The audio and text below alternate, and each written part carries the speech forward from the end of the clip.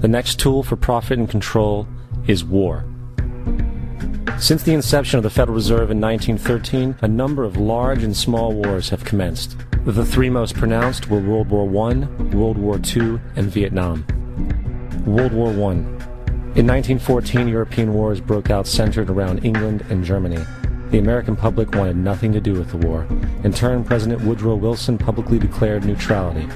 However, under the surface, the U.S. administration was looking for any excuse it could find to enter it. In a noted observation by Secretary of State William Jennings, the large banking interests were deeply interested in the World War because of the wide opportunities for large profits. It's important to understand that the most lucrative thing that can happen for the international bankers is war, for it forces the country to borrow even more money from the Federal Reserve Bank at interest. Woodrow Wilson's top advisor and mentor was Colonel Edward House, a man with intimate connections with the international bankers who wanted in the war. In a documented conversation between Colonel House, Wilson's advisor, and Sir Edward Grey, the Foreign Secretary of England, regarding how to get America into the war, Grey inquired, "What will Americans do if Germans sink an ocean liner with American passengers on board?" House responded, "I believe that a flame of indignation would sweep the United States, and that by itself would be sufficient to carry us into war." So, on May 7, 1915, on essentially the suggestion of Sir Edward Grey, a ship called the Lusitania was deliberately sent into German-controlled waters, where German military vessels were known to be.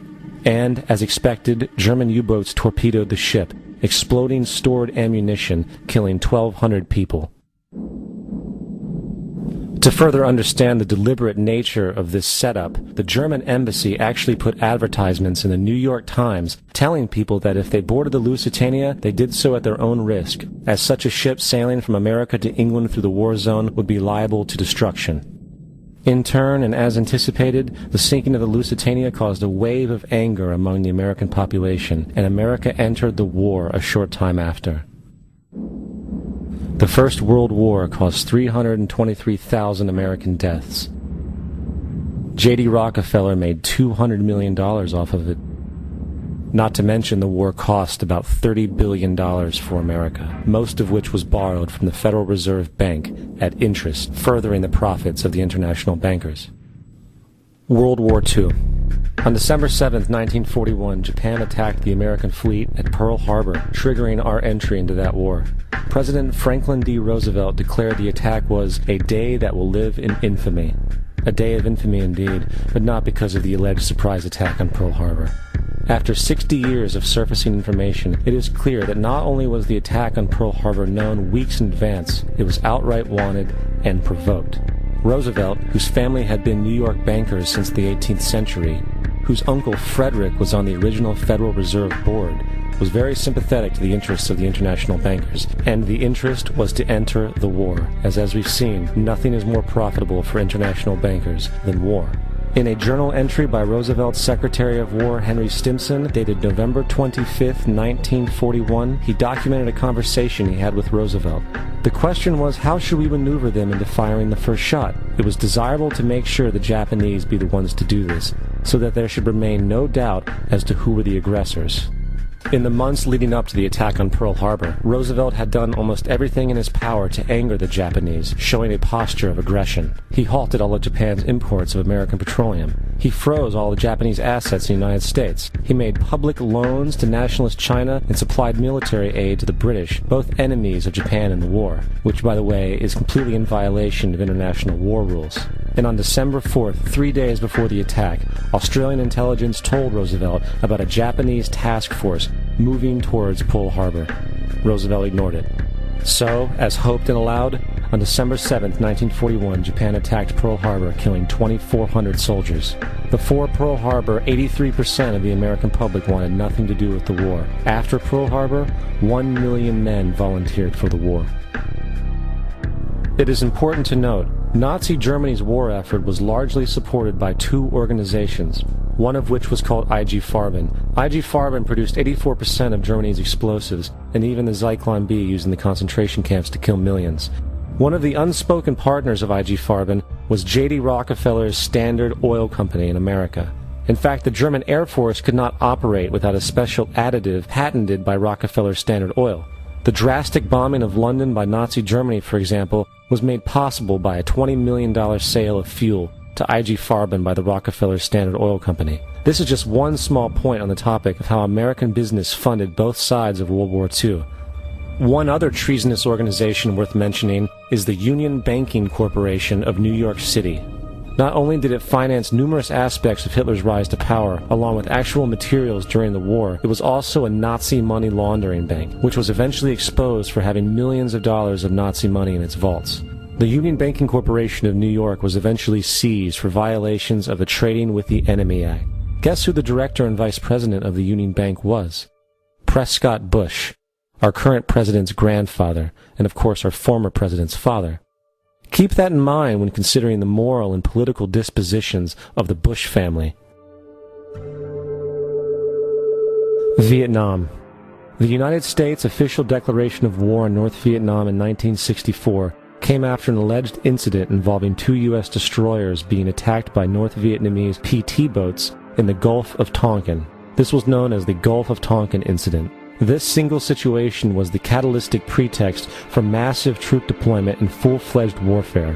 One problem, however, the attack on the U.S. destroyers by Vietnamese PT boats never happened. It was a completely staged event to have an excuse to enter the war. Former Secretary of Defense Robert McNamara stated years later that the Gulf of Tonkin incident was a mistake, while many other insiders and officers have come forward, relaying that it was a contrived farce, a complete lie. Once in the war, it was business as usual. In October 1966, President Lyndon Johnson lifted trading restrictions on the Soviet bloc, knowing full well that the Soviets were providing upwards of 80% of North Vietnam's war supplies. Consequently, Rockefeller interests financed factories in the Soviet Union, which the Soviets used to manufacture military equipment and send it to North Vietnam. However, the funding of both sides of this conflict was only one side of the coin. In 1985, Vietnam's rules of engagement were declassified. This detailed what American troops were and were not allowed to do in the war. It included absurdities like North Vietnamese anti-aircraft missile systems could not be bombed until they were known to be fully operational. No enemy could be pursued once they crossed the border of Laos or Cambodia. And most revealing of all, the most critical strategic targets were not allowed to be attacked unless initiated by high military officials.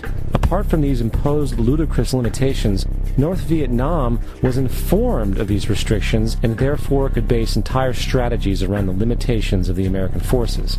This is why the war went on so long.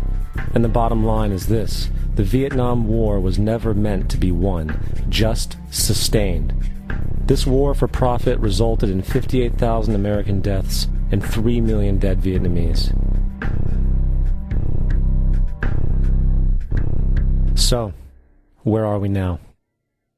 September 11th was the jumpstart for what is now an accelerated agenda by the ruthless elite. It was a staged war pretext no different than the sinking of the Lusitania, the provoking of Pearl Harbor, and the Gulf of Tonkin lie. In fact, if 9/11 wasn't a planned war pretext, it would be an exception to the rule. It has been used to launch 2 unprovoked illegal wars, one against Iraq and one against Afghanistan. However, 9/11 was a pretext for another war as well, the war against you.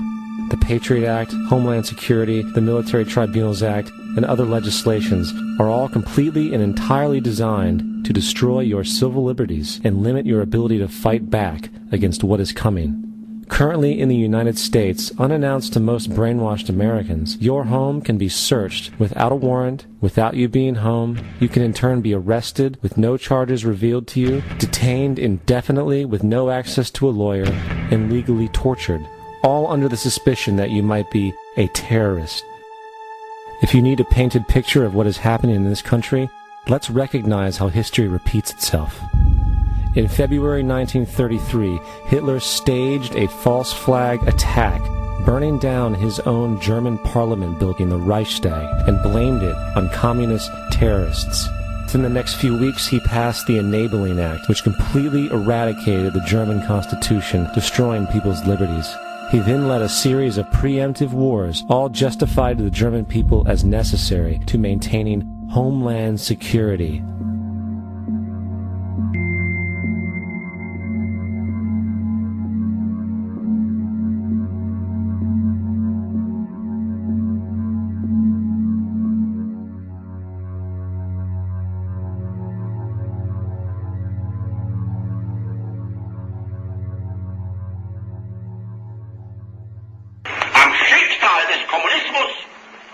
sich mit ihm verbrüdernden anderen Organisationen ändert dies nichts. Our enemy is a radical network of terrorists and every government that supports them. It's time to wake up. The people in power go out of their way to make sure that you are perpetually misled and manipulated. The majority's perception of reality, especially in the political arena, is not their own. It is shrewdly imposed upon them without them even knowing it. For example, the public at large actually believes the invasion of Iraq is going badly.